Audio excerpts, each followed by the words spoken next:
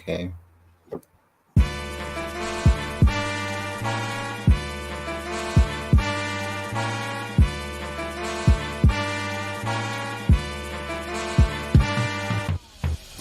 The City of Angels is black and gold.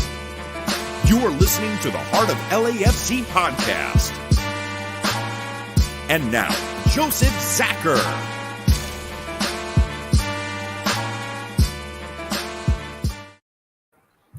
Greetings, Los Angeles. Happy LAFC Day. LAFC Day to all of you. Yes, it is that day once again. 5 years strong, making it happen. Those who got to see the stream today where they went to council, gave a few speeches, made it happen yet again. Larry was there as well, doing what they had to do for the sake of our city, for the love of our city. It is definitely a love affair. We are beyond happy to see this happen and continue to happen. So welcome on this special day to a special episode of Heart of LAFC on a Wednesday night. Figured it was only fitting to do it today as well. To get things going, of course, let's welcome back our crew. Welcome back Bam, Tony, and Araceli, directly from the MLS Next setup into the mix. How you doing, Araceli? I'm doing well. How are you doing? Good. How's MLS treating you? Oh, it's going well. So good so far. Just trying to, figure everything out. I started this past weekend. And this weekend this upcoming weekend, I apologize. We're really getting into the thick of things. So just a lot of learning new things. And getting things up basically off of the ground, right? I mean, this is a huge chapter for the league, and you're right at the forefront of it as things expand. Of course, LAFC is going to be jumping into it eventually as well, right? Yes, I'm definitely excited to see LAFC join next season. Right now, we're just kind of focusing on a small portion of the teams, but as the years go on, they'll be adding more and more to this new league, and that's when things will definitely get more interesting. But hey, I'm excited. It's a new opportunity. And what I love about it especially is that it's kind of more of a freelance position. So that means I still have the freedom to do other projects. I can still do Heart of LAFC with you guys. And that's what I absolutely love about it. Outstanding. We're beyond proud to see you go there. We know you're going to do awesome with the league, and again, onward and upward. Keep it up. We're beyond proud of you for doing it. Thank you. Of course, we're going to talk about a few things in a few minutes, but Bam, how are you doing today, sir? Not going too bad. Just got the first leg of the Champions League final going as well on the side here as we're watching it before the game. Couple minutes left. Seattle's down 2-1, which is good, but we'll see how we go with the end of the game. Well, I mean, it depends on who you're rooting for good, of course. That it is a home and home, so right. So we'll see how this thing plays itself out.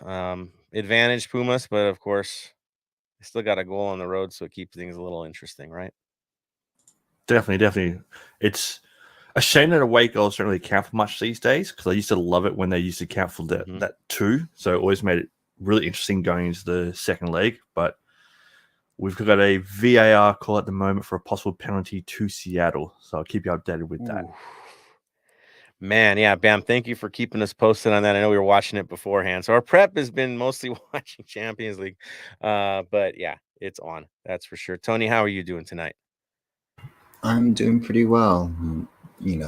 Enjoying life, having hopefully some good news over the weekend, and happy for LAFC Day and just moving on, being the best in the West and best in the MLS.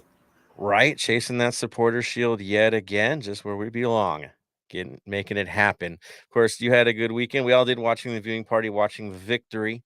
But there is some community news, and we're going to kick things off today actually with news first before we get into the football side of it, outside of LAFC Day and celebrating that. Probably an even bigger deal than just having a day is talking about a transaction that, again, is big for the club's history, big for the future. We've inked another homegrown, haven't we, Tony? Yes, we have. His name is Nathan Ordaz. He is one of pretty much the beginning of... Yes? Penalty given to Seattle. Okay. Ooh, there's your update. He is one of our original people who started with LAFC, and he is turned of age. So what best way of fitting him is to sign him. I know everyone was thinking Hacks might have been Vela, because he is technically a domestic since she has a green card. But in a turnaround surprise, it's Nathan, which I'm super happy, and it keeps us pushing forward our agenda of bringing up new talent. Well, I mean, Vela's got plenty of hats already, so I think we're pretty good. Hopefully, he's got a few more hats to add this year. Yeah, it's good. It's good. It's better to even get another academy player that actually graduated through the entire system. He's been there from the early days when the supporters were going out to games. He's got that passion inside of him. He's another one of those players that's going to bleed for the brand. I mean, bleed for the club. It's in him now, and we're going to get more like him. So far, so good with our homegrowns. It is paying off. We really look forward to seeing Nathan get some minutes for the big side as well. I'm sure he'll be in Vegas a bit too to get his minutes, and so we'll be watching closely to see his growth within the club. It's already been very impressive. Yeah, Bam. Yeah, and he's already been loaned out to Vegas. So going by what I can find on Transfer Market, his contract expires end of 2025, and he's at Vegas until the end of the year. So hopefully we get some minutes over there and maybe a couple of goals to go with it. There it is. And of course, with an academy player, we do need to be, or homegrown, need to be patient in his growth. He is a very young player. There will be highs, there will be lows as he develops as a professional. Just we're along, all along for the ride. We know how it goes with this. So patience is definitely something that we ask of everyone in this. And hopefully in a few seasons here, we'll see a big breakthrough. Probably getting some minutes this year on the big side. I have a funny feeling, but more minutes and maybe even catching a starting role eventually if it all works itself out. So again, congratulations, Nathan Ordaz. We can't wait to see you playing for the big boys. Of course, the other conversation about a potentially inked player was Carlos Vela. They mentioned it on the show, right? They mentioned it during the game that it was, I guess it happened, but there's been no real official talk yet about it. Tony, Bam, have you heard anything? Araceli, have you heard anything definitive yet, or is it's the same thing we're doing here, right? Yeah, pretty much speculating. Yeah. Speculation, conjecture. We don't know if it's a DP contract. We don't know how long the length is. I could tell you the way he was acting at when we were playing Orange County was definitely, there was a big smile on his face. I think it was suggested right at that point, the way he was acting, that yeah, he's in it to win it, right? He's in it for the haul. So we'll get the details when we can. But things are leaning that way. Nobody's denied it, so that's a beautiful thing. So let's just hope it all plays out. And if it's a DP, well, we spent a lot of money for a guy that's still making assists and doing the job. And we'll talk about that against FC Cincinnati. And again, heart and soul of the club, face of the club. So if he stays longer and gets us that chip that we're all looking for, well, hey, all good things are worth every darn penny. So there we are. Tony, any other news going down right now? Breaking? Nothing new. The only new news is, like as we were saying, we're going to community news first to get things wrapped up for Araceli. Is Crew is having, as we all know, it's home game, so tailgate's going on. But a more important tailgate is Crew is having a food donation drive at their thing. It's just $15, burgers and all you can drink. Hold on, let me pull up their little chart to give you the full extent to it. It's also helping from Hangar 24, and it is, that's all the information. Yep. All right, so a little cut off there. So basically, as it sits right now, huge tailgate by Crew and everybody else out in the IE at Hangar. It worked out really well. It's just going to keep happening. We have these up, so check out Crew and what they've got to offer. Again, doing great by everybody. We're happy with what they do.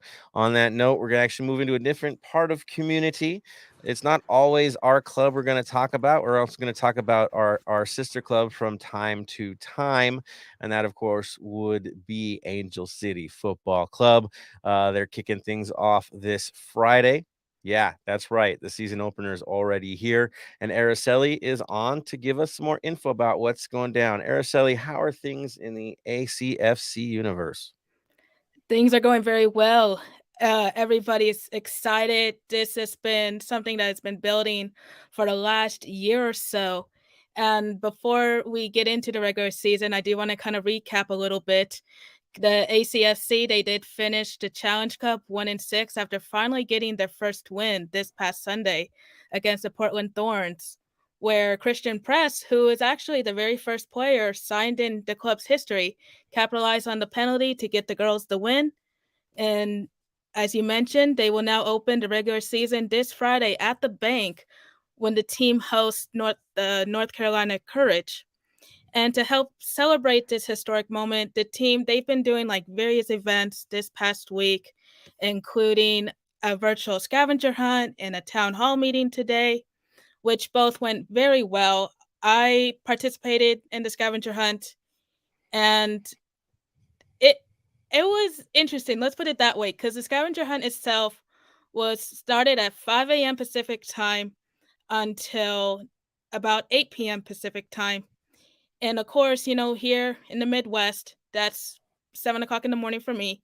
So right at 7, I got on just to see. And there was this one fan who was just answering every question like right away. And there was at least a good 30 questions.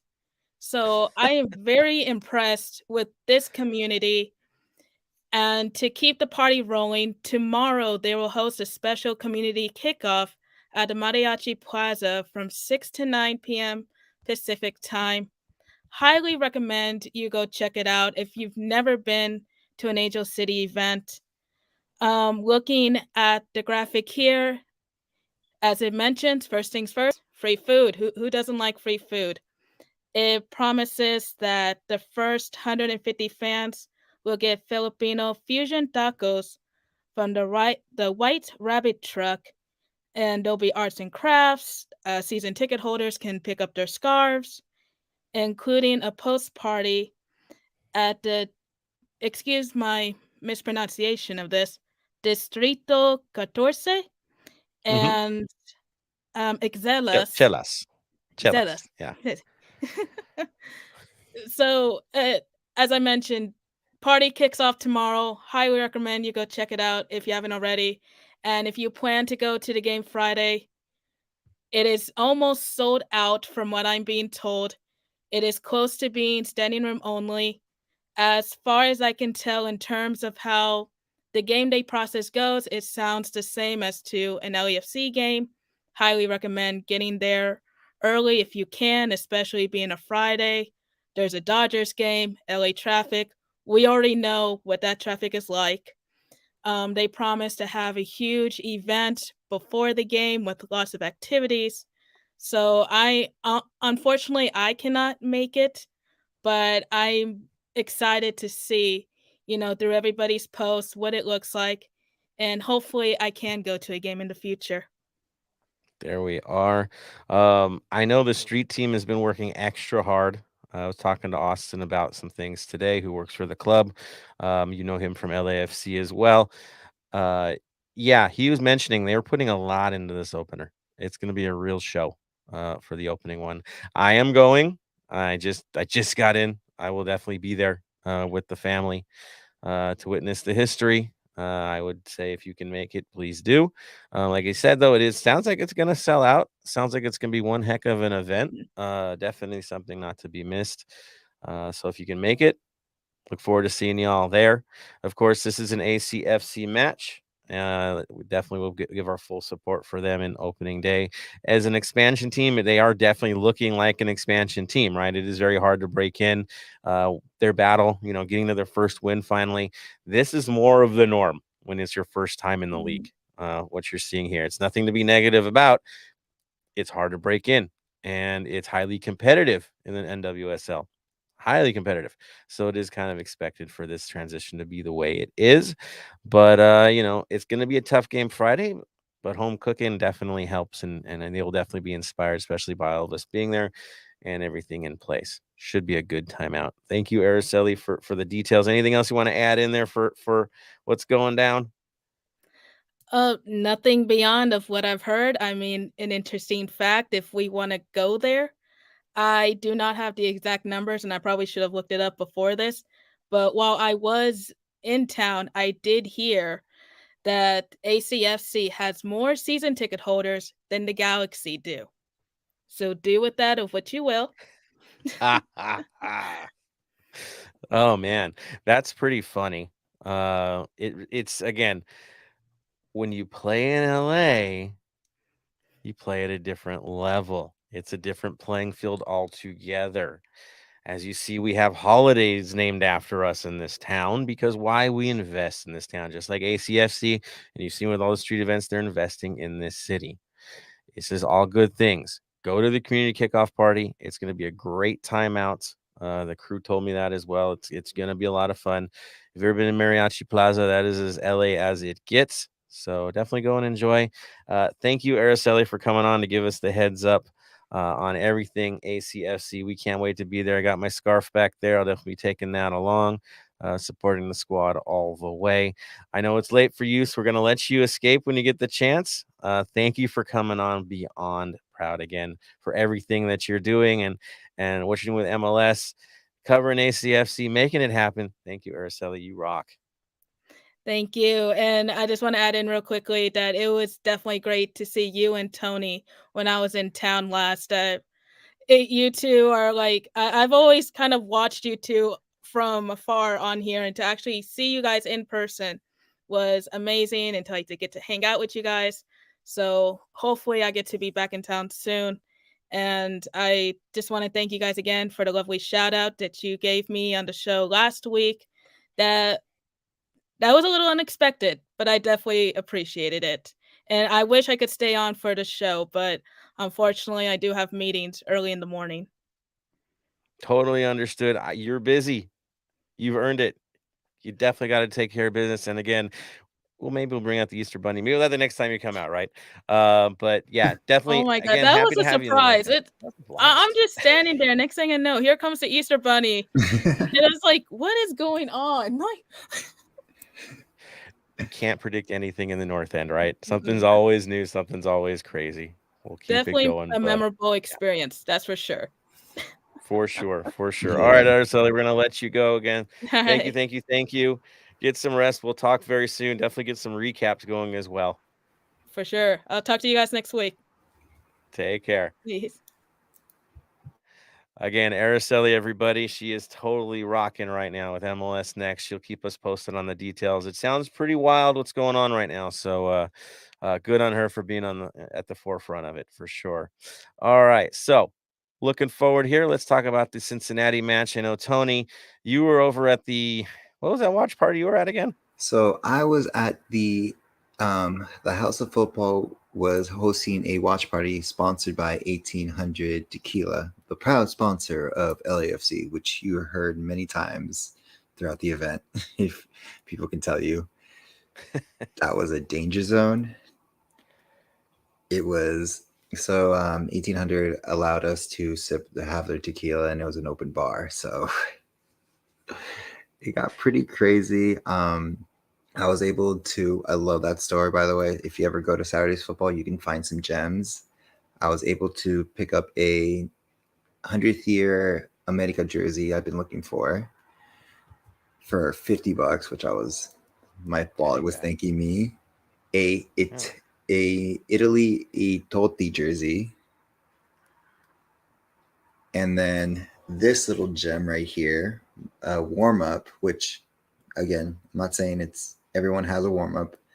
On the back, it has number 10. No one puts numbers on warm up kits, and it's a medium. So that could be Vela's. We can't 100% confirm, but like I said, it was a pretty cool event. It was really fun to be back there. I know you were at S&P. Yeah, how was that? The S&P over in Santa Fe Springs. While they're still open doing their thing, we had a good time out. Wasn't as noisy as we normally are, but still the turnout was strong. It was great to see folks there. Dale Black and Gold was in the house. They paid us a visit for the game. It was really cool to have them there. Yeah, I mean, all around good people as always, pretty chill, family friendly. That was essential for me. So the kids had a great time making new friends and running all over the place, kind of running the house. So all good, especially with this game, with the ups and downs of this thing. It was a pretty wild one. I don't think we were expecting it to be as wild as it was, but that's all good. That's football. You're on the road. You can't predict these things. Nothing comes easy, especially in MLS on the road. So with that being said, let's jump right into the match. Bam. Things looked a little different once again in the lineup, didn't they? They did. What I'm going to do, I'll start with the Cincinnati lineup because I got something a little special for our lineup that I created. So for Cincinnati, they had Cilantro in goals. They played a 3-4-2-1. So Cilantro in goals, Murphy, Blackett, Nelson in defense, Pau, Kubo, Marino, and Harris in the mid, Acosta in the forward mid, and Silva and Bardi up top. For us, we had Crepeau to begin with, Hollingshead, Murillo, Henry, who got his first start, Palacios, Sifu, Ilie Sanchez, and Acosta in the mid, with Vela, Chicho, and Opoku up there. So that was our starting 11 for our team. We played a 4-1-4-1 again, so it was good to see us doing something different without B-Rod in there. Yeah, good adjustment, right? I mean, he doesn't have the wing that he would prefer to play the 4-3-3. As much as we love Opoku, giving him a little more distance to attack is probably a good thing, right? Build up more speed into the mix. Also switch things out. Same with Vela, gives him more room, lets Arango be more of a target man at times, and they switch off, which you noticed as well. I think the biggest deal with making this lineup change was allowing Ilie to drop a bit more, to drop a little farther back to support the back line, and clog the midfield a bit with Cifuentes and Acosta as needed, which gives Acosta also the chance to drop back too. So kind of a good setup there, I'd say. I kind of like the evolution of the 4-1-4-1 for certain matches. I'm all on board with it.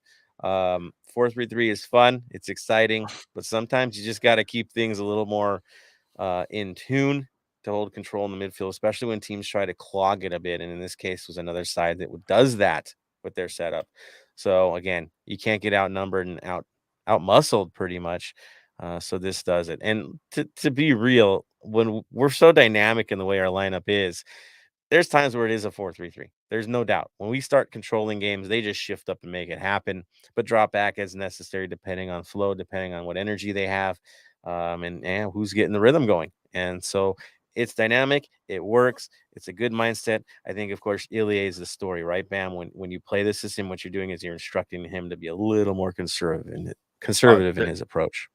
Definitely. With this lineup, he's at center mid, the center defensive mid. He plays that well. And as you said, depending on how the game flows, we will change from a 4-1-4-1 to a 4-3-3. We'll even go to a 3-3-4. In a heartbeat. It all depends on how the game's going and where we all are. So starting with a 4-1-4-1 isn't bad. Yeah, there were times in this match where Ilie pretty much, when Palacios was going for a walk, like he does all the time, where he was kind of lining up as a defender. He coming way on back, making up for it. Same with Hollingshead when he went on his run. So it was good to see that work. That was a good thing to see.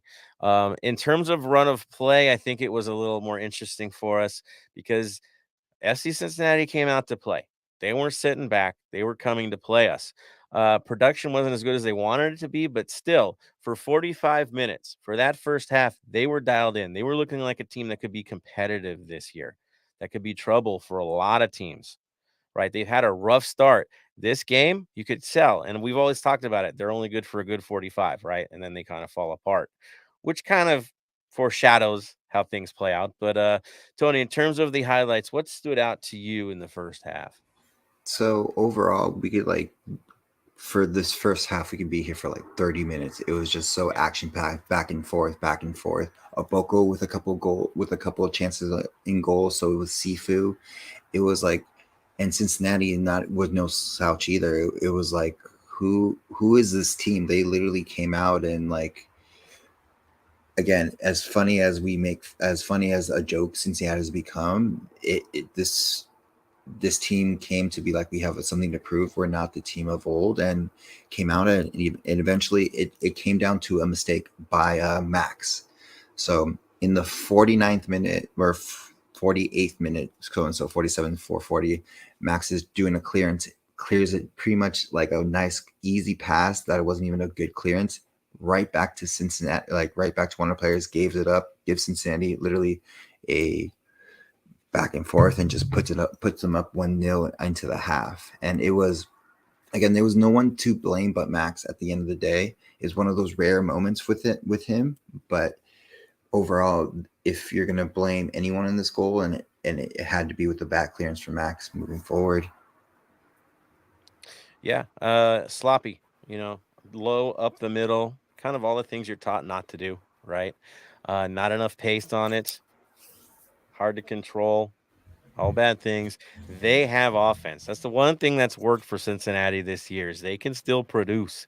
They can still get in trouble. They have a goal scorer that actually, he's competing with Vela, right? They're going back and forth in terms of their strike rate, the assists, very comparable in his performances. So you give him a gift, you're going to pay. I think the other thing that stood out to me in the first half was their goalkeeper. And correct me if I'm wrong, I believe this was his debut match in MLS. Could you imagine going against the number one offense in the league as your debut match? He's young, right? No fear. Kid's got no fear. He's a kid. But still, what a way to break things out. Bam, what did you think about his performance in that first half? That kid has a lot of potential. As long as Cincinnati doesn't ruin him, that kid's got a lot of potential, plain and simple. The fact that, yes, we scored 2 on him, but some of the saves he was pulling out was like he was a veteran. He was an unbelievable kid. I can see him not staying in Cincinnati too long. That's for sure. Yeah, pretty amazing. 22 years old, wearing the 18 shirt in this match. Pulled 6 saves in the match. Crazy stuff. Expected goals faced was 2.62. So pretty much he's yeah, it was right there. Passing was good from him. 6 saves inside the box was the real story of the first half for him. Yeah, that's pretty tough, man. When your 6 saves in the match were all inside, like brutal. And then the one goal that you do allow is a deflection, right? First goal. He can't do anything on a play like that. It's all over the place. Well earned by our guys, right? And we'll talk about how that breaks down. But in terms of the story, he was the story. So look out for him, Roman Celentano. Their other goalie's good too. I was a little surprised he didn't see him in this match. He's been doing well for them, but now they've got a competition. I guess the odd man out will be Kenneth Vermeer. He's like the third man out, I guess, knowing that there's 2 young guys doing a better job than he can. Yeah, story of old goalies. We'll have more to talk about later, of course, in the episode. But yeah, interesting things. Second half, Tony, what stood out to you, sir? What were the moments? So we just got to talk about pretty much after one Acosta scores, the other one decided I have to show up as well. So off a set piece in the corner kick, it gets crossed in, and we try to head it in. Cincinnati tries to clear it out, and this is I would say the most important part of this whole play is Murillo decides to try to kick the ball as a high kick. Luckily, he was far enough away where the referee did not call it, and it was the right call, but it was still like, oh my God, like, were you serious? But with that, kind of deception, them expecting a call, it let Acosta literally have free range of the shot, ends up shooting a nice low rocket off, and it goes straight in off a deflection off one of the Cincinnati players, and we're back up. We're back on the scoreboard, tied 1-1. It pays to use power from distance, doesn't it? Ping pong, get it in the mix, make the goalie make the save. That's kind of an Acosta special, guys. That's what he does. When he gets them, they're usually screaming from distance, or he's setting things up. So he's in his wheelhouse. He does what he does best when he does get goals. And so 59th minute, we're level, got new life. Interesting moves by the coach. Once again, Dolo ball takes over in the second half. I mean, this is our story this season is Cherundolo realizing the situation after the first half, seeing what didn't work, and then making adjustments to make it work. Again, you can't fault any of the substitutions because that kind of is the story. That was the big difference, right, Tony? Oh, 100%. It was, we'll just bring it out. He brings in Moose off his brace from Orange County, and it's like, like I said, he brings it in, and he ends up getting the game winner and just breaking down that goal. It was a mistake by the defenders, but also a cheeky play by Vela, because at the beginning of it, they decided to pass back. Vela decides to kind of stick his back foot back and disrupts it enough for one of our players to grab it back. I believe it was Blessing, finds Vela on the cross, and Vela like needles it into Moose, who then again needles it off a one touch into the back of the goal to put us up 2-1. Not only needles it, puts it through another player's legs to score. Like blasted under that dude's legs.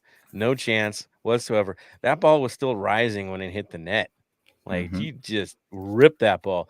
And also mention Blessing came in the 72nd minute as well. So talk about substitutions paying off. It did. Good on him. Good moves. Of course, I think Jennings came in 87th minute.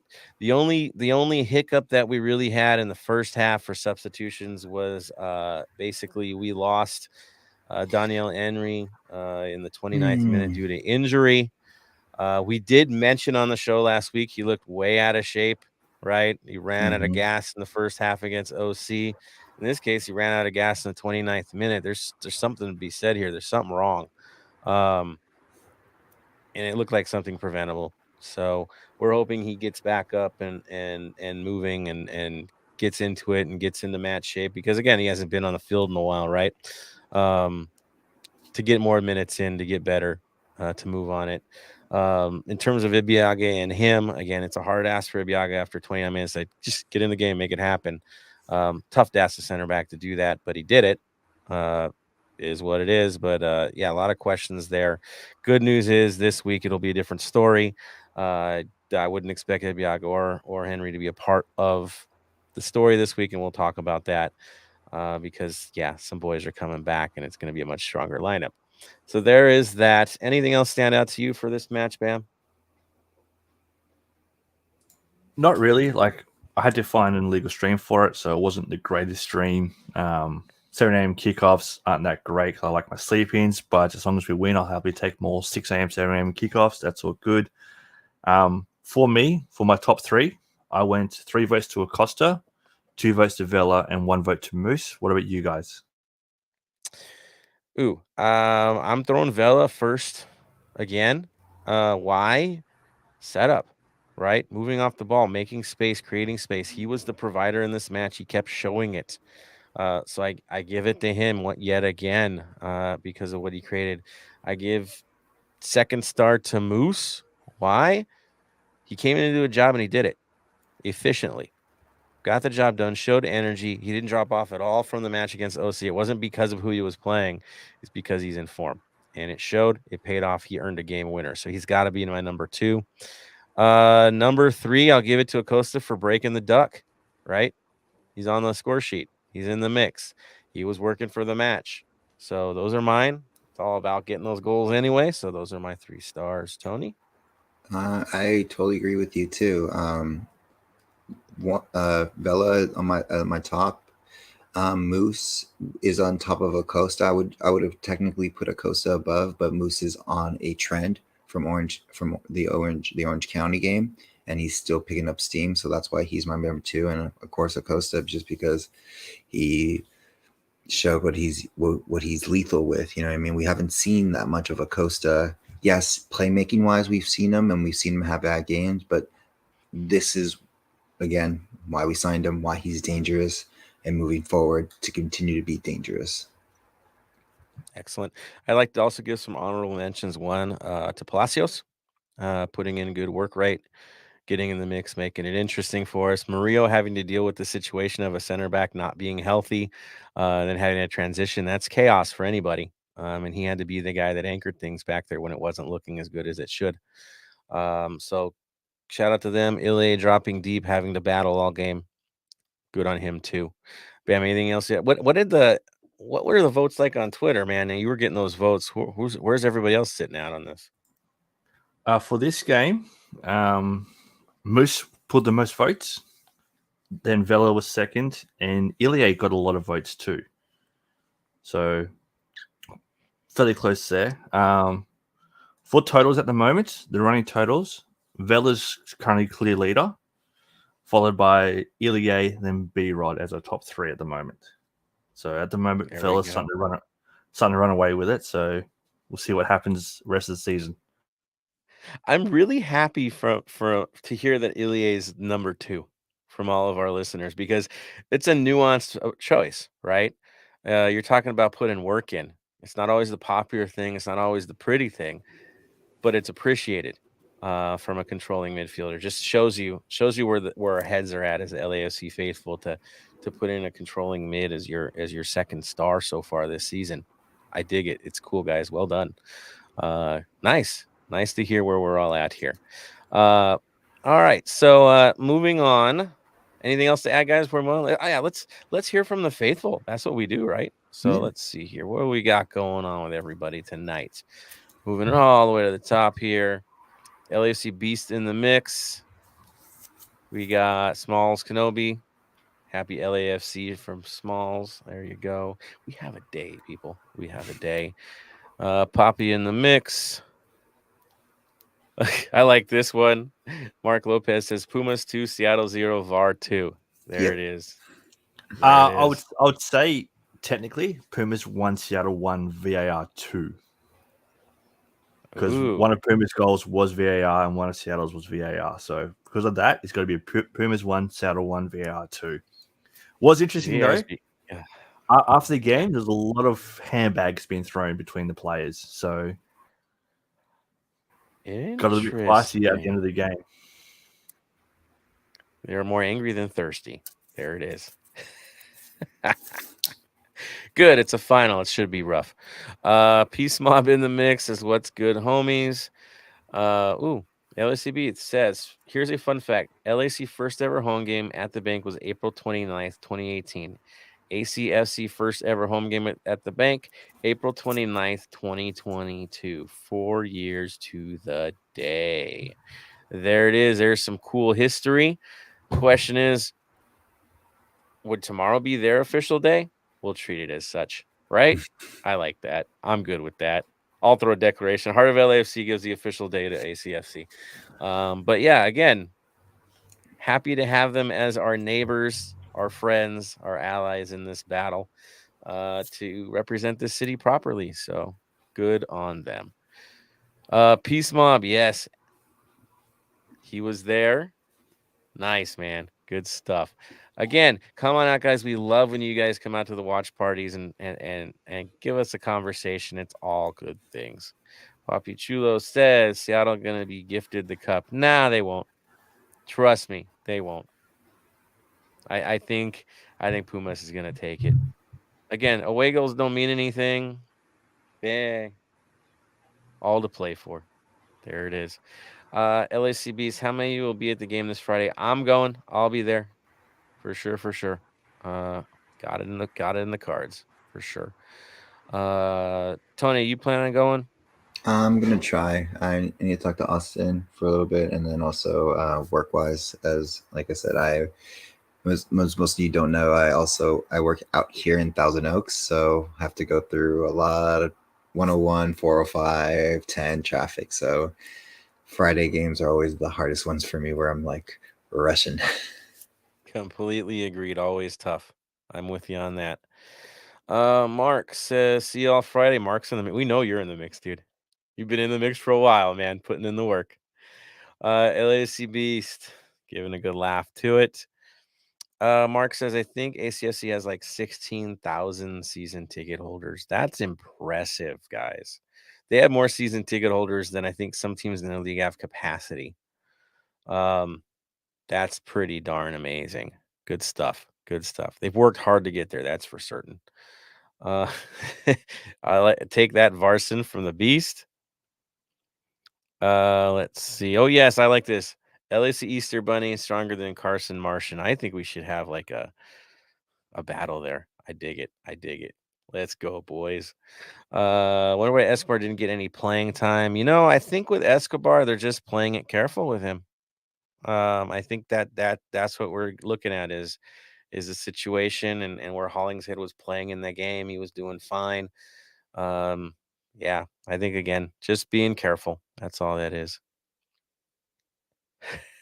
I like this from Beast. This team has rocket launchers. Hollingshead now, Acosta.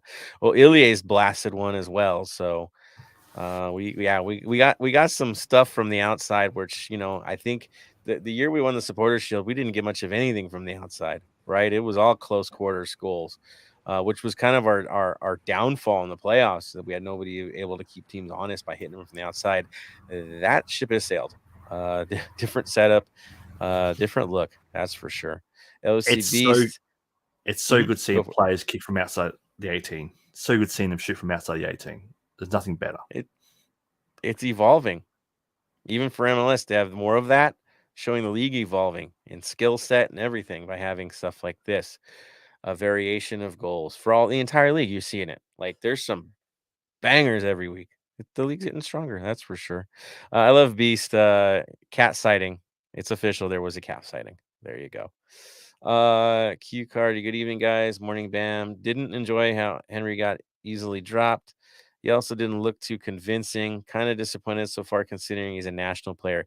He's a national player that's been without club for a while here, and it's starting to really show. He's got to really work his way back. If he can't get it right, it could cost him his place in the World Cup. I mean, it's dangerous for him. He needs to find a way to break in. It's hard with this team to break in, especially we know other players are getting healthy at the same time, getting out of suspensions. This is a hard nut to crack as a center back, which last year we were begging for center backs to step up. And now it's like, well, now we have a war to get up there. Like we have 3 starters now with Segura getting healthy. And Henry would be a starter elsewhere. So it'd be Aga in some sides. So good for us. Tough for the player, right? To break in. LAFC FC Cincy definitely didn't look like a bottom dweller on Sunday, but any team playing as LAFC wants to show up. They do. It's always a big game for everyone that plays against us. We are the story, right? It is what it is. But they are getting better. Openings part of this year that was horrible for them, but there are signs of life there where other teams actually look like they're starting to falter, and we'll get into that as we keep going, as we face teams. But Cincy might find themselves. I don't know if they're good enough. They're not good enough to be a playoff team, but at least be competitive. That's where they're going right now. That's for sure. LAFC Beast, of course, says there was a moose on the loose. Yes, there was. And moose tracks everywhere.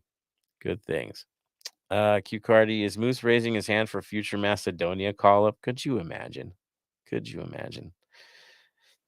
Why not? If I got a call-up to play for a national team, I don't care who it is, you're going to go play, right?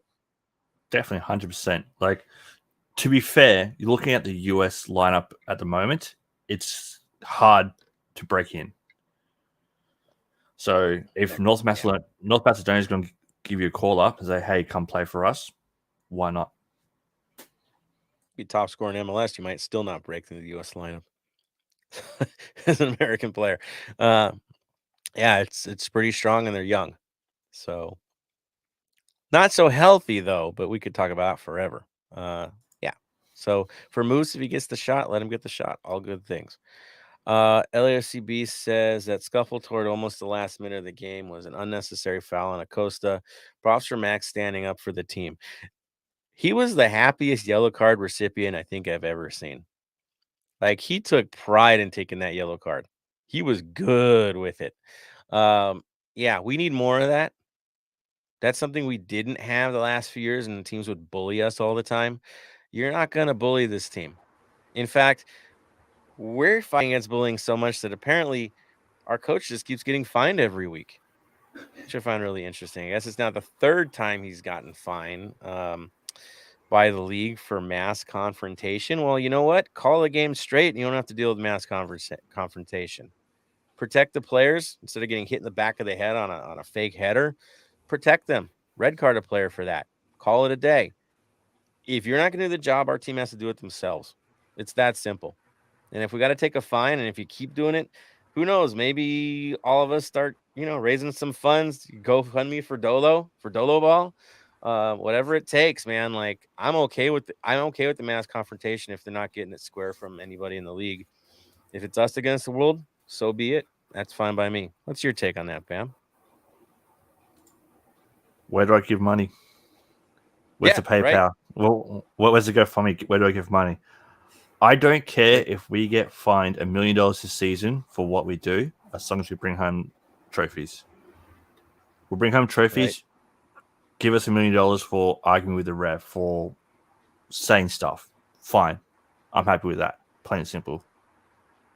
Either justice by the whistle or justice by basically unity. And that's what this is. They're fighting for each other. They know they're on their own. The fact that Dolo gets fined for it is ridiculous, though. I don't understand how that works out, but I don't know. It's an odd way of doing it. Yeah, he's got to be say something to the fourth official. That's the only reason why you cop the fine after the match. No, they're saying if for mass confrontation that the coach is the one that gets fined, as if you're supposed to coach that out of your players. But he cuts up on the field during the play, so how is he supposed to stop it? Exactly. He's not out there playing. Another fine from a league that at times likes to shoot itself in the foot. So there it is. Again, we'll take donations. We'll send our money to Dolo, whatever we can do. Don't worry, man. We got your back. Tony, what was your take on that fracas at the end of the game? It's finally, like I said, we were saying, like, we're something we've been looking for. We haven't had for like seasons. We did have it a little bit last year near the end with the snake, but I feel like he was fighting everybody in his way instead of just the other team. But I like that we're finally like fighting to stand up for our players, keeping everyone honest moving forward. Yeah, again, I'm good with it. I dig it. It's good. Dig the fight. On that note, of course, we've talked about talking about Vinyl Club Minute. We're going to transition over to Vinyl Club. We got the game covered. We got the comments from you guys. Vinyl Club Minute. We've decided for this one, we're going to now do a tradition of linking the songs or linking the albums to teams we've defeated or will play. In this case, I've decided, I went for it this time, to pick an artist and an album from Cincinnati since we took them down. And so I'm going this week with the Isley Brothers. Yes, they're from Cincinnati. Album is Shout. Like Shout. Yeah, Shout. Came out in 1959. You're like, well, what is that one? If you don't know Shout, I don't know if you've been living under a rock, but played at every stadium. If you watch Animal House, you've heard Shout, right? It is one of the best songs ever to get people dancing, going crazy, getting goofball in stadiums. And since it came from Cincy and it's a match, this only makes sense. So the Isley Brothers Shout is our choice this week. Going to be real interesting to see what we choose from Minnesota, right, for the next episode, but that is the plan. You guys have any other nominees or sound good to you? Sounds good to me. Pot's right. We move on. All right. So let's look at the next one. Talk about Minnesota. Here we are. Minnesota is in the house. Interesting thing. And this is one of the few teams in the league where we have a losing record against them. What? Minnesota. Yeah, Minnesota.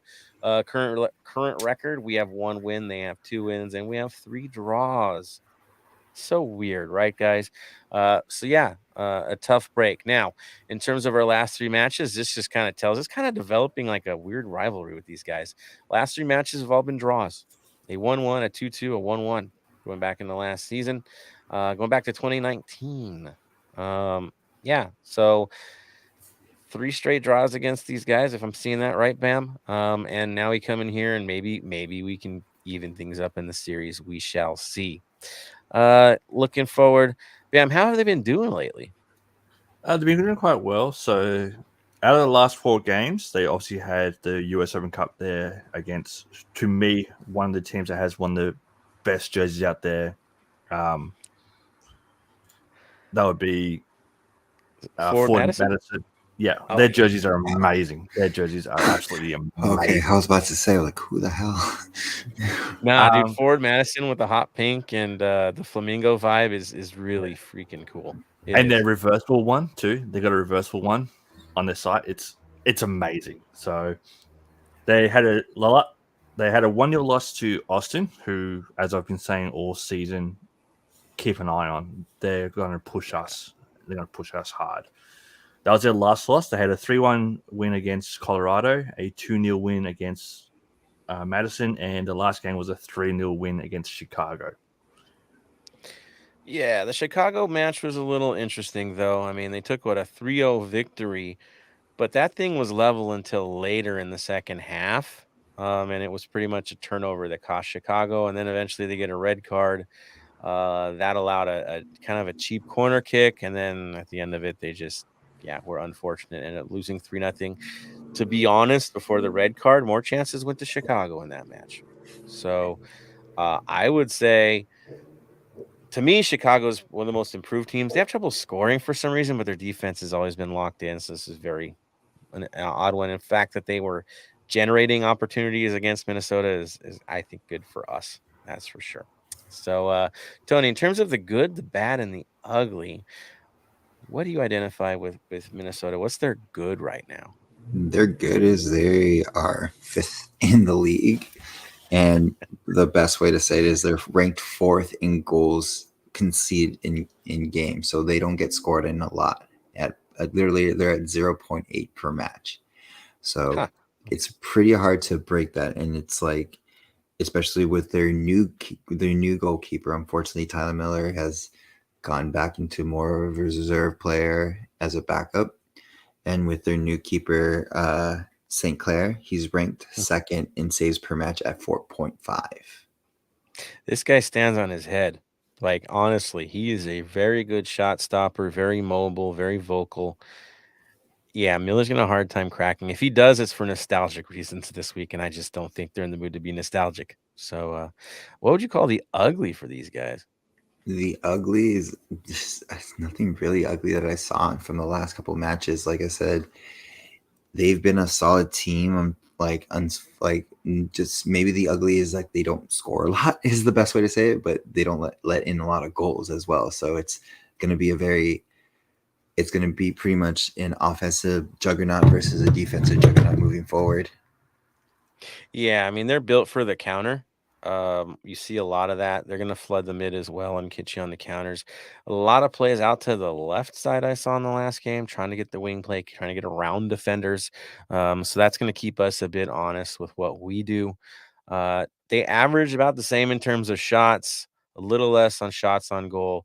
We are dealing with a proper side here that knows how to play the game, that is competitive. Again, not scoring a whole lot, but not allowing, which defense is always the tough one to deal with, especially for us. So we're going to be in for a fight. I don't think there's any question we're going to be in for a fight. With that said, are they missing anybody from the lineup, Bam, or are they full strength? Players that they're missing at the moment, a lot of them have been out for a little while. So going from the last couple of games, they'll probably be one of the same people. Like, supposed to get Eric Dick and Chase Gasper back early May. Romain McIntyre mid-May, and Patrick back in early August. So they've been out for a while. I don't expect them to be back for this game. Anybody we're missing for this match? For us, obviously the usual, so Segura and all that. I don't expect B-Rod to start, and I don't expect Henry to play either after the way he came off last game. Got it. But we have fallback, correct? We do have fallback. He's no longer in the naughty corner, so he's back playing. So another GoFundMe for us people. Yeah. So I could see him going straight back into the starting 11, plain and simple. Got to. All right. So looking at what they have set up is very interesting. Of course, they're playing the 4-2-3-1. I think you mentioned they played a 4-3-3 at one time, correct? Yeah, the last time they played that was in a loss to Austin. So I don't expect them to play it. Yeah. I'd like them to play it against us. I'll happily take them to play it against us, but I don't see them. Nah, they're going to take it pretty conservative, I'd expect. So looking at the lineup, again, they don't change a whole lot. Dane Sinclair's in the net. There's no doubt he's in the net. If Miller's in there, it's for nostalgic reasons, and I just don't feel that's happening. Boxhell and Dabatsi would be your center backs. Lawrence on the left, Fischer on the right. Your defensive mids would be Will Trapp. Yeah, that Will Trapp. He's been around a while. And Arriaga, who was the goal scorer one of the goal scorers in the last game. Here's where it gets fun. They're center attacking mid. Their number 10 is Reynoso. This dude is legit. He is dangerous. He is the real deal. This guy is going to be a bit of a battle for us. Ilie is going to be a very busy boy with him around. Of course, they have Load out on the right, Fragpane out on the left. I don't see changes there. Load is a player that can produce. Finishing becomes a question. He finished last game. So he'll always be a threat, but there are times where he can be very frustrating with his ability to finish, which is odd because he has generated a lot for them. But we'll see. And then they had Amaria up top last game. He eventually came out. Guys you might see in the game would be Joseph Rosales, Abu Danladi. I kind of expect him to get in eventually. Hunu definitely is a guy that subs in pretty common. And then I'm not even going to try it, but number 21, let's go for this. Bungo Kule Longwane. I think I got his name right this time. There it is. I can't get Hollingshead right, but I can get his name right. So go figure. So there it is. That's who could come into the match. I'm looking at the last few matches as well, and there's not a lot of changes. I think the only thing you mentioned that their center back, one game was different, but that was it. I mean, it's pretty much super predictable as to what they do, right? Yeah, it was their right back. So it's either Fischer or Dawson. So that was the only change in the last couple of games. That's been the only change. So for that, that's the only position we got to worry about. Yeah, and honestly, they had some issues Chicago was trouble for them on that side. So that could be a question of not being settled on their lineup. But there was a lot of traffic going through that in their last match. So we'll see what happens there. If you were going to make a prediction, does Fischer or Dawson get the start? I'm going to say Fischer because Dawson was on the bench last game. So I'm going to say Fischer. Yeah. And again, how do you question a team that got a 3-0 victory? I know the red card was there, but they still got the job done. And so, yeah, you got to reward the guys getting the work in. So good on them. They're coming in strong. We're going to have to deal with a legit side that is surging. Let's be real. This team has found themselves. They will be a contender. They will be a problem for us, a battle for us in the standings. Eventually, you'll see they'll rise without question. Now, that brings it back to us. And I think we'll all agree on this. It really doesn't matter what the other side does. The story is us, how we perform, the job we put in, turnovers we might have or might not have. But really, we control our destiny. Our side is strong enough where no matter who we play in this league, if we play our game, we win. That's simple. We do our job. We execute.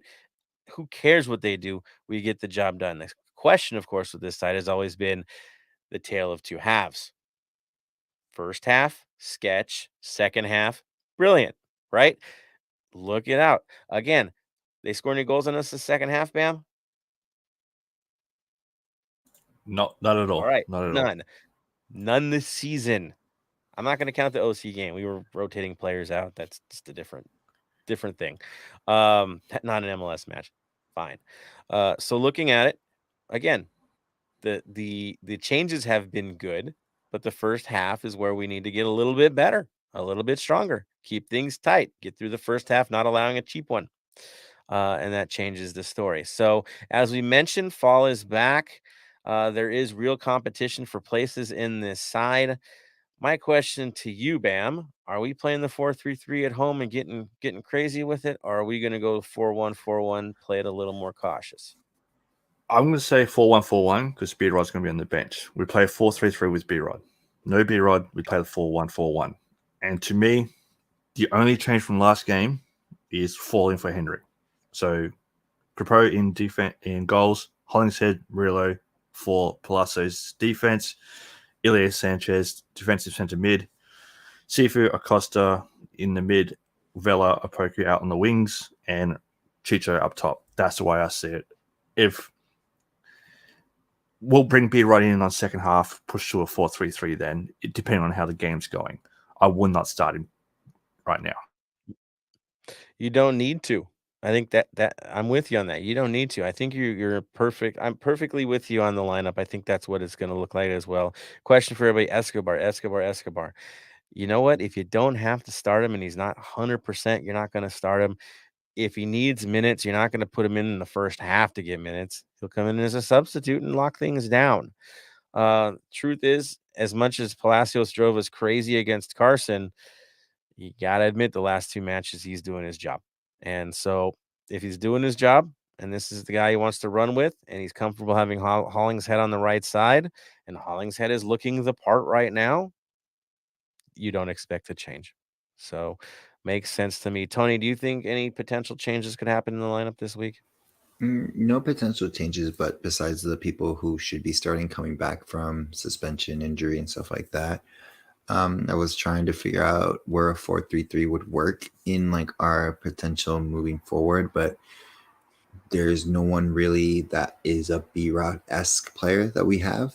Oboko is probably the closest one to it, but not at that caliber level. And Chicho seems really, really comfortable being a target at times. So the 4-1-4-1 fits him better as well.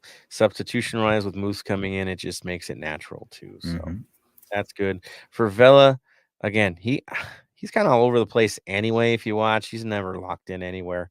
It's where he feels there's a weakness, he shifts over there. So yeah, I think he's happy just being distributor at this point. And I think, Bam, you made a good point the last few episodes that if he's not the leading scorer in the league, that means good things for us, right? Because he's doing other work. 100%. Like, as much as it's great seeing individual trophies for the team, we've already done that. We've already got the records. We've already done that. Let's get team trophies. Plain and simple. Let's go get another Supporters Shield. Let's get MLS Cup. Let's get US Open Cup. Let's get team trophies. That way we know we're actually a team and not a support to one player. There it is. Good start. I'm with you on that. I really, really appreciated Vela's game against Cincinnati. There was just another level of appreciation because selfless at times, not being greedy about it, right? This is a good mindset for him to play. It's a sustainable mindset, right? I don't have to carry everything. It keeps him healthy that way too. So good thoughts altogether. Any chance Blessing might break into the lineup or probably super sub from this point forward? Super sub this point forward, plain and simple. The only person that I could see possibly breaking through and changing it up is Moose. The way Moose has been playing. But again, I don't see him breaking into the starting lineup until someone gets injured or suspended, the plain and simple. Him as a sub has been amazing. He'll keep doing that unless something really happens and we just turn around and do lucky dips. Interesting. And I can't see Chicho not getting the start right now, just the way he's been playing. I think the one guy after the OC match where we always had conversations, is he going to get minutes? Is he going to get in the lineup? Was Janela. And I think after OC, I don't think we've been having that conversation, right, Bam? No, unfortunately not. Like, he's a great player. He just doesn't fit us at the moment. Right. Which is unfortunate. But yeah, time on ball just looks sketch for him right now. So it's really tough. Tajuri Shradi, is he still listed as injured or is he cleared? I think he's cleared at the moment. So, yeah, I haven't seen him listed anywhere. So another sub opportunity, right? Exactly. Now, with the 4-1-4-1, Tajuri Shradi would actually go right into that right midfield position that Vela's currently holding. I guess what we saw. I think if he does come in, he doesn't take him out. I think that would be someone else going out, and then Vela becoming that center focal point, right? I mean, that could happen as well in this game. So we'll see if he's ready to go. I will say it's a late Sunday game. It is, I believe, AAPI night, right? Asian Pacific Islander night. From what I saw, there's some really cool designs coming out. I don't want to break any news for the league, or the team, but there's gonna be some cool promotions coming up. Keep your eyes peeled, guys. There's gonna be some cool stuff in the lead up to this match. Again, a late Sunday game. Could get interesting. Definitely not taking the kids to this one, knowing it's the late Sunday, but I expect it to still be a crazy, full, insane 32-52 as we get things going. Tony, your thoughts on this match? Your expectations? Expected to be a very low scoring event moving forward, just because of like we're literally going against a fortress, a bus, a wall, whatever term you want to say for defense that you want to throw out there, go for it. I expect us to continue our momentum that we're doing moving forward. Again, at the rate we're going, if we continue this pace, if we continue this confident, not get in our heads, because at this moment, as we've shown, we are our own worst enemy, as we showed in Carson. They let the game become bigger than who they were, and psychologically it didn't work out. So I don't expect to, moving forward, lose that much, but because of our depth. And I expect low scoring game. I expect us to win and continue moving forward. And this month is going to be a very crazy month to see how we come out of this. Yeah, looking at that schedule. Thanks for segueing us into the schedule, because it gets funky. We definitely got to talk about Open Cup a bit tonight as well. After Minnesota, this is the real test outside of Minnesota. Is on May 7th, Philadelphia Union comes into town. This is a Philadelphia Union that you are not familiar with. Okay. Yes, we know they won the Supporters Shield after us. Yes, we know they're competitive. Yes, we know they're a great team. They got better. I know it doesn't look that hot right now for them. Yeah, it does. They look good. But they added a DP striker. So yeah, Shabilko goes to Chicago. We're like, what? Shabilko went to Chicago? Well, that's because they spent some dough. And so Philly is legit. They're real. They're dangerous more than they've ever been, I think. And so on May 7th, that will be a real test for our side outside of Minnesota, which will be a competitive match. Philly will be a slugfest. Thankfully, it's at home. Only 3 days later, after playing a battle of a match, guess what? We're at war yet again. We're playing, honestly, our on-field rival, right? We know our local rival. Our on-field rival, of course, is the Portland Timbers. The players on the field openly show disdain for each other. We openly show disdain for their players. We don't like them. They don't like us. So that, on the 10th, will be our Open Cup match against Portland. As you know, we were talking about that draw, but that is legit. For those of you that got the emails, please be careful with that. Basically, you have to opt out of tickets for this match. Yes, you heard it right. If you got the email, that means you're automatically getting your tickets. It's already got an invoice for how much they're going to charge you on your card. Yeah. So what does that mean? We're planning for a full house if people don't opt out. That's what that means. You're like, what? They're going to charge? Yeah, they're going to charge ahead because it's Portland, man. This is going to be a battle. We need everybody, all hands on deck. So just be careful. If you weren't planning on going to the game, please, please, please check that email and opt out. That's all we're asking. That also helps us open up tickets for those who want to go that are having trouble getting tickets for this match, because this is a legit rivalry match. It ain't easy. It's tough. Looking down the line outside of Open Cup, this is wild. We then have to travel to Colorado, and then we host Austin, which Bam has already mentioned. It's a battle. Austin is rising. There's a guy named Drusi on their team that is stellar in the mid. Dangerous on the mid, right, Bam? Pretty much exactly. They're the team that I'm the most worried about. Yes, we've beaten them 3 times. We're playing 3 times, we've beaten them 3 times.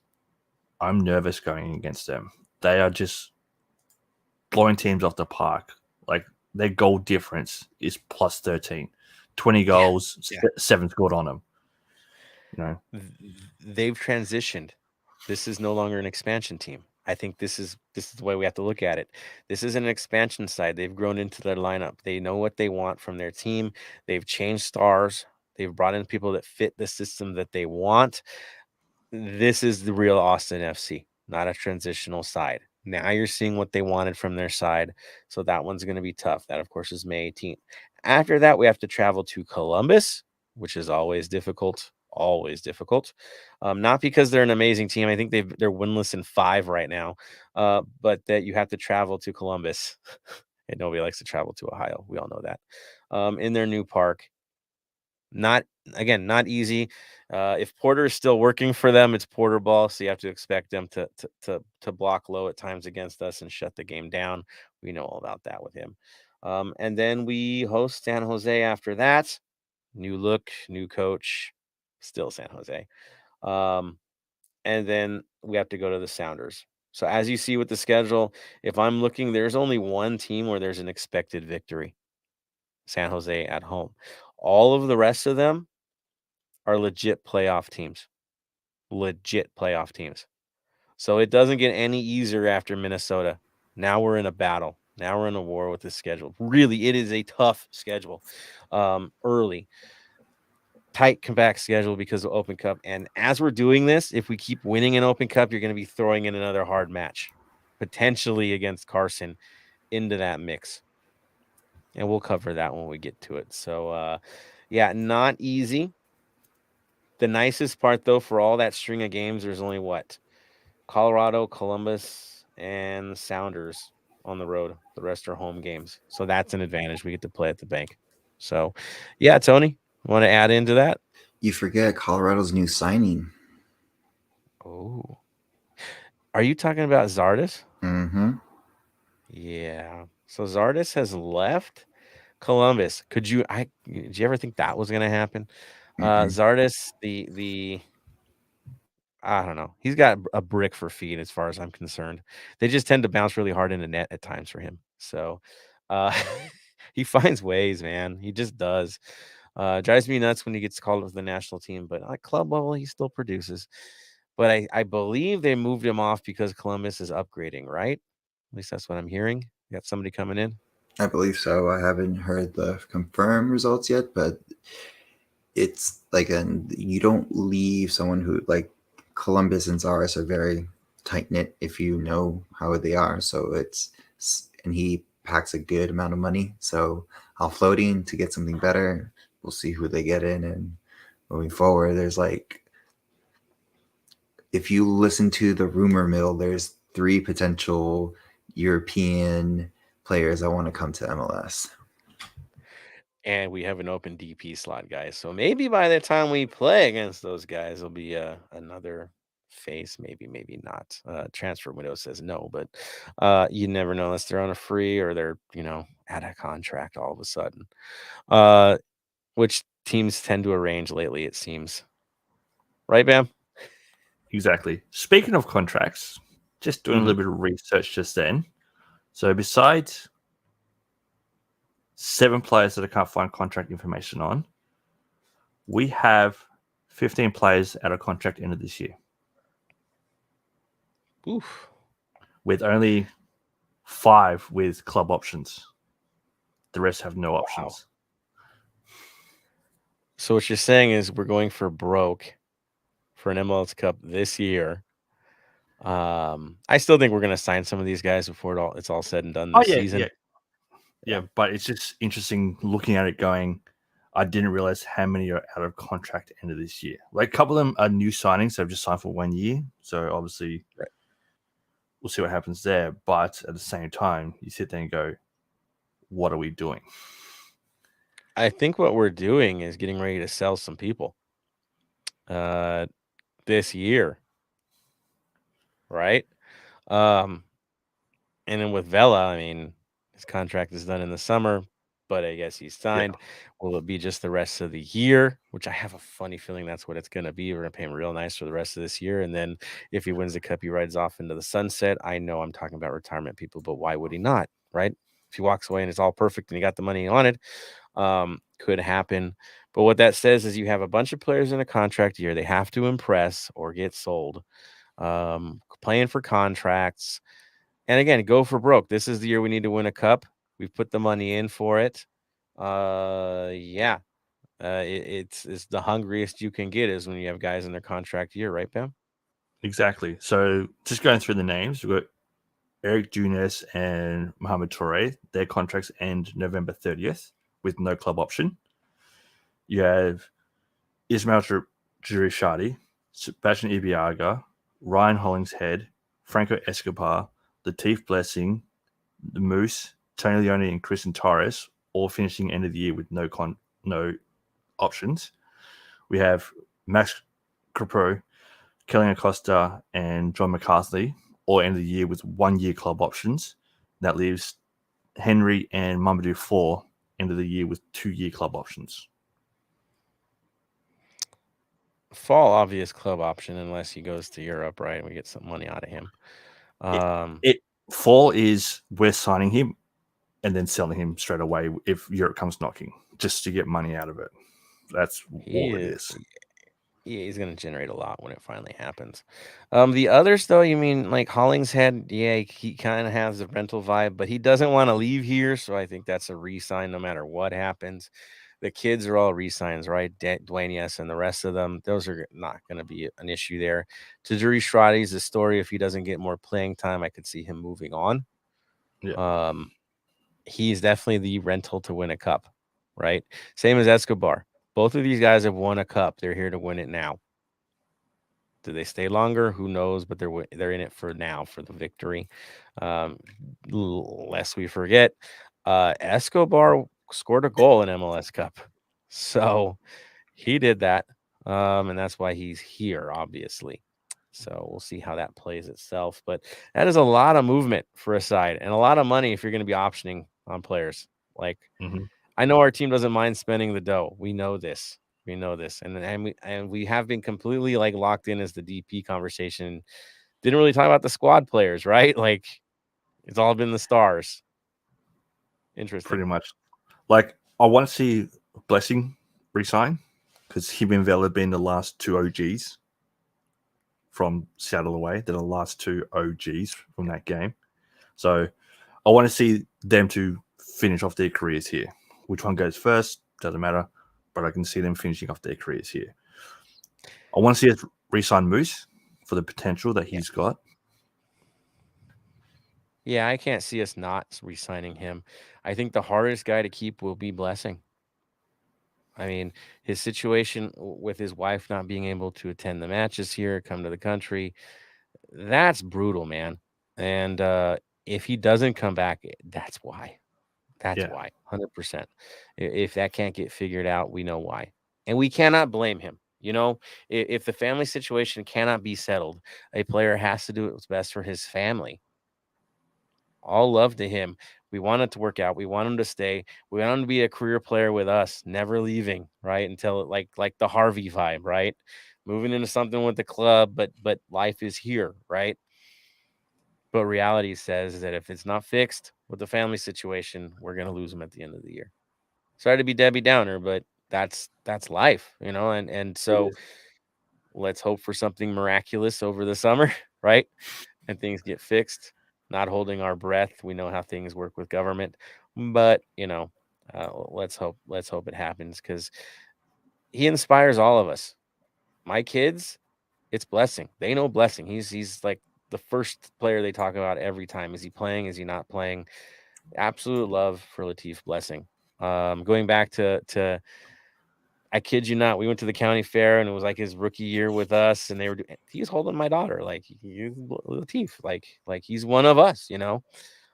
So we pray it works out, but we understand if it doesn't. Let's just enjoy him while he's here. That's for sure. Tony, any other names on there that you're like, oh, I hope and pray we keep these guys? No, like I said, it's like most of them I already know they're here for like with Max, it's like it's a 1 year deal, but we know why he came here and we know what's going to be re-signed. To be honest, it kind of gives me 2019 vibes all over again because this is like the same thing that happened that year where we were losing a lot of players at the end of the year with contracts up or options and stuff like that. So significance, I don't know. Coincidence, I don't know. So Well, and then the starting 11 isn't affected that greatly, right, Bam? So it's a few from the starting 11. Yeah, you got like obviously Max in goals, but he'll get re-signed for the 1 year option. Acosta 1 year option there. That's pretty much all it is. 4 2-year option. I'll get signed there. The rest of them other fringe players that have been a lot of them been in Vegas, so we'll see what happens there. But yeah, as you said, as much as it would hurt me seeing Latif leave, we know why he would leave, and it's just all it is. Yeah, exactly. And then with Acosta, just throw it out there. We already know the conversations he had before coming here and how he felt. Not about coming to us, but the whole MLS situation. He's not going to another MLS team unless he absolutely has to go to one. He wants to stay here and until he's done here, hopefully winning a cup. He wants to go to Europe. And I don't think he cares what division he goes just to get that chance to do it. If it's Austria, which was the rumored place he was heading to, good on him. He'd do great there. Could that be the case for him this year? We'll see. We'll see. Let's throw it out to the few comments that we do have remaining before closing things out for this week. Let's see. We've got. Ooh, this is real interesting. Q Cardi has an interesting question here, guys. Is how do y'all think the fan base would react if Dolo gives the captain's armband to Sanchez or even Max over Vela? Well, Vela on the field. Vela losing the armband to them. Vela will not lose the armband until he wants to take it off. I think it's a given unless he chooses to lose it. He's Carlos freaking Vela, right? I just don't see it any other way. Bam? As you said, unless he wants to give it up, but at the same time, no, I don't see he would take offense to it. Dollar would sit down to him and say, hey, look, this is what I'm doing. This is the reason why. To get it back, you got to do X, Y, Z. Plain and simple. Right. And I just don't think we've gotten to that point with him. Not this year, at least. No, definitely not. And last year, maybe, but not this year. Yeah, last year was questionable, right? Because of what was going on. This year, though, I mean, he's really kind of taken a different approach to things as a player in the lineup, as a squad, with the squad. Honestly, I think the players would feel uncomfortable if he lost the armband at this point. He's so well respected, and even well respected by Dolo. Like there is a real relationship that they're building, and understanding for what each guy needs and wants, and so it's just a good fit. It just wouldn't be par for the course if he loses it. It wouldn't. Carlos C says it's going to be an interesting month. Going to have a run of games against teams with winning records. This is going to be this is the real test. Like we flew into the schedule. It wasn't that difficult, right? Going to Florida twice, kind of soft until recently. And it's still soft. Went to Cincinnati, people. But now it's real. Thankfully, most of the games are at home. But now there's that chance where that whole not allowing you to go in the second half gets under real threat. Because now you have teams that can drop it hard on you. Really. Like Bam says, Austin can score. And they score at will. So we got a battle. Q Cardi says, out of the 5 MLS games in May, how many points do we take? I think 9, with 3 draws. Well, let me calculate that myself since I'm looking at it now. We beat Minnesota. We beat Philadelphia. I'll throw that up there. We beat Portland. No points in that as a cup game. Colorado on the road could be a draw. Austin could be a draw. Columbus will win on the road. San Jose, we win at home. So I don't count very well, but I'm pretty sure that's. Tony, how many points did I throw up there, man? 14. 14. There it is. I can't count. What can I say? Yeah. So I'm throwing the optimistic view. I don't see losses in this schedule. I just don't. Bam, where are you at? Out of the 6 games, not 5 in May, I can just see us dropping points to Austin at home. That's about it. Okay. So I'm going 16 points for the total. Colorado, we've got unfinished business there. I I'm getting to the stage of really hating them. Yeah. So, to me, I really want to beat them. Minnesota, yeah, this weekend. We'll see what happens there. But I'm looking at least 16 points. Tony? I don't see us dropping any points. The only one I feel we're taking too lightly, and it is a trap game, is San Jose. Yes, I understand everyone's like San Jose this, San Jose that, but we haven't beaten them yet since the last time, I believe, if I remember right. Yeah, no, we've had issues with them, but it's a different system now. But still, you've seen what Cincinnati has come up with and then they've been, like I said, the bottom of the league for a while, and they almost came out with 3 points. We almost came out with, like, we got lucky and could have came out with 1, but then also Moose came out of left field or out of the wilderness and gave us the 3. So I feel like San Jose could be one of those trap games that we have to watch out for. Day game, 3:00 for that one. I would say the only threat for them is Ebobisse, who has a long history of hurting us for 2 different teams. So there could be that potential there, as he always seems to produce against us. Why? What the heck? I don't know.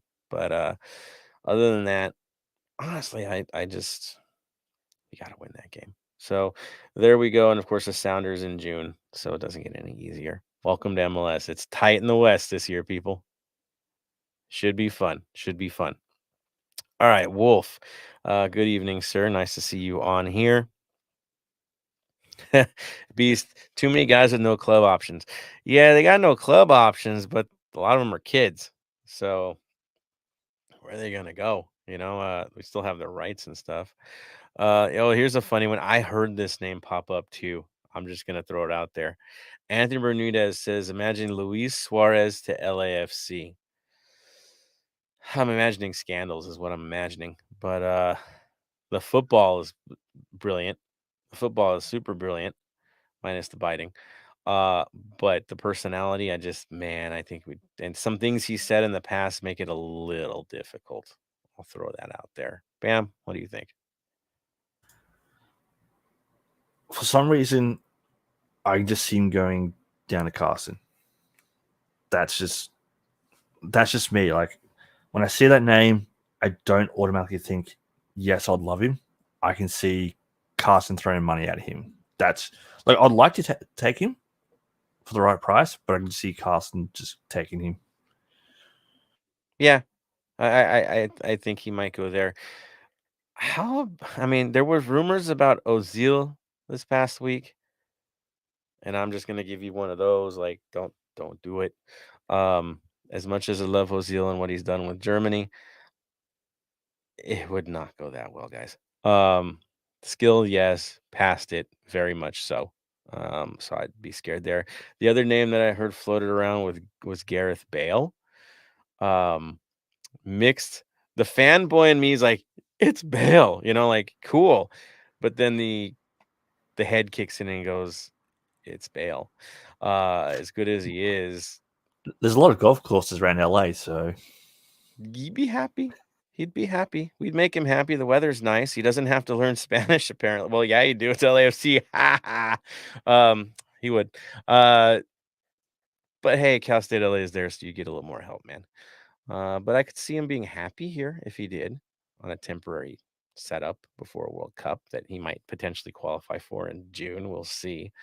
It would be fun. It would be an entertaining thing. I don't know where his head's at. That's my concern. Tony? As someone who watches Real Madrid a lot, I love Bale when he's in form and everything. Again, there's a lot of memorable moments of that. But again, it always depends on which Bale do we get. That's the thing. And as much as I feel we won't sign another quote-unquote big European name until Carlos Vela leaves, because we keep getting these big names getting signed to us that are not in their prime, and that's more of a Carson thing, is to sign big name players who are kind of trying to extend their careers a little bit longer or trying to get the big paycheck because Europe's not allowing them to get it.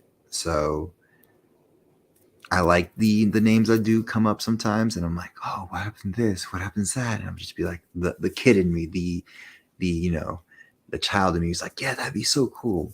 But realistically, you have to look at what our club stands for, what we're trying to do in the past 4 years that we've been doing, and I don't see any of those names covered. Maybe I could be wrong, but the trend's not there. I mean, Bale did mention that he wanted to play through the summer. He did make that comment, so I think he was dropping stuff there. Could be interesting. Is his contract up, Bam? Do you know where his contract's at? What's going on with him? Give me one moment. I'll have a look. His contract is, because if it is like free, June 30th. So when he's talking about working in the summer, yeah. Now going by transfer market, his current value is $3.3 million US. It's not bad for what you get. Back 4 years ago, it was $82.5 million, but it's just been dropping. But there's no tomorrow, so. Yeah, that was when he was good. Like I said, that was him literally outrunning Barcelona defenders for a game-winning tying goal kind of thing. I mean, if we get a third jersey with a dragon on it, maybe he'll play a little better. Maybe just a thought. Red for one game, I don't know. Yeah, just watching him play for them, it's just the Wales vibe is there. But could be fun. But I think it'll just be that. It'll be entertaining. Not sure how effective it gets us to where we want to be. We'll see. Still want that central attacking midfield. I think we're all in agreement on that. Somebody can hold it down there. So we shall see. Wolf says Bam has blown my mind. Carlos C. throwing in on the Luis Suarez would be amazing if we already have Chicho. Interesting. Beast mentions the new coach for San Jose. Yes. Bye, Almeida. Have fun. Carlos C. No to Ozil, just no. There it is. And he says no to Bale as well. Man, why does somebody have to play the adult in the room? There we go. Yes, you are definitely playing the adult in that because the kid in me is coming out right now. It is what it is. Good stuff, guys. Great comments. Dig it. All right. So at this time, of course, tradition dictates. That's right. Our final comments of the day as we close out another amazing LAFC day. Yes, LAFC Day is coming to a close. Those listening on the podcast, it's the day after, but there it is. You get to hear our little celebration for LAFC Day. All right, who wants the final comment here? I think Bam's the one that leads in for this episode. Go for it, Bam. Final comment is everyone that's going to the Angel City game this weekend, an LAFC game, go have fun. Hopefully they can get a win for their first game at the bank like we did. Probably not the same way, but it would be poetic if they did. Thanks to everyone for joining us today. Araceli for coming on in the morning talking about it. Again, congratulations on your new role with your freelancing and all that. Just when you do sign a permanent contract, make sure there's a clause in there that you get to come on the episodes with us every now and then. And right, don't forget us. Nice, man. And nice. For that, let's go get 3 points this weekend. That's what we really need. I'm with you on that. We got to get the 3. Tony, final thoughts. Multiple ones. One, congratulations again to Araceli. Thank you for coming on and talking Angel City. Again, have fun out there. I may see you guys out there. It's going to be weird not seeing black and gold in that stadium and it's not the home team. It'd just be a different black and pink, I guess is the best way to say it. Or rose gold, sorry. And then Sol Rosa. It's its own color. Okay, Sol Rosa. Sorry, you guys. And like I said, I would be rose gold, but again, maybe making more things up. I just wanted to say, we didn't say it last time, but shout out to Philly. We are here for you, brother. I understand, as most of y'all know, my cats, they are my life. I've lost a couple of ones before. It is the hardest thing to go through because they are a day-to-day thing. And we're there for you, brother. If you need us, we're here for you. I've already reached out and we've had our conversations, but again, just want to send our condolences towards Philly. And my last final say, sorry for the long rant, is we are going to try to start a new show under the Heart of LAFC banner. Me and Bam are going to pretty much push this through. Joseph will be on at times when he's available, but it'd be more of a me and Bam thing. More to come moving forward. It's going to be fun, guys. A lot of fun. And yes, I will definitely make my appearances when I can. That's for sure. But these guys have some crazy stuff up their sleeves. Really taking it to the next level for the Heart of LAFC. I cannot wait to see what comes out of this, man. It's going to be a blast. That is for sure. We'll have some other crazy news coming down the line because, again, you can't keep some good gentlemen down. They've been rocking it, keeping us going here. And we just going to get that much better, that much stronger. And, again, bring it to you guys, the LAFC faithful. That's why we do what we do. At the end of the day, it's always been that, the love of our club, the love of our fan base. And so we continue on. Thank you, Tony. Thank you, Bam, for all that you do, keeping things going as always. Thank you to Araceli. Articles have been amazing. Having you come out to visit us, that was super cool as well, Easter Bunny and all. And I know with MLS, they just got an absolute gift getting you signed on. And I know you're going to rock for them, especially in this transition to the MLS Next program as we see our side transition into it as well. You'll be right at the forefront of it as it really gets established. So we are so happy to have you doing that. Beyond it. To Ben, again, thank you, man, for the amazing articles. He was in the press box last home game doing his magic. We can't wait to see what you're going to have next for us. To Philly, to the defenders, all love to you guys. Saw some good news for the Angel City Chicks as well. So congratulations on the movement. Y'all earned it. Well done. For me to all of you guys, again, LAFC Day, it's coming to a close. The years have gone past extremely quickly.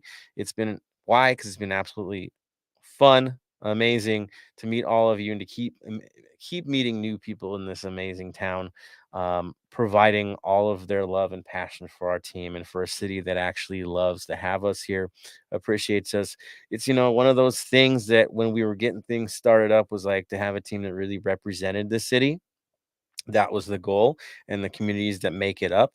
And I think it's shown and is now appreciated by the city itself. 5 years in, still showing the love. It's only going to get bigger, brighter, and better. And so when we go out there on Sunday or even on Friday, represent the city to the fullest. That is what we're looking for. That is what we appreciate the most out of all of you. And of course, we close it out as we always do. Tradition continues. Bam, final word of the day. Stay golden. Tony? Stay golden. And from me to all of you, stay golden, Los Angeles.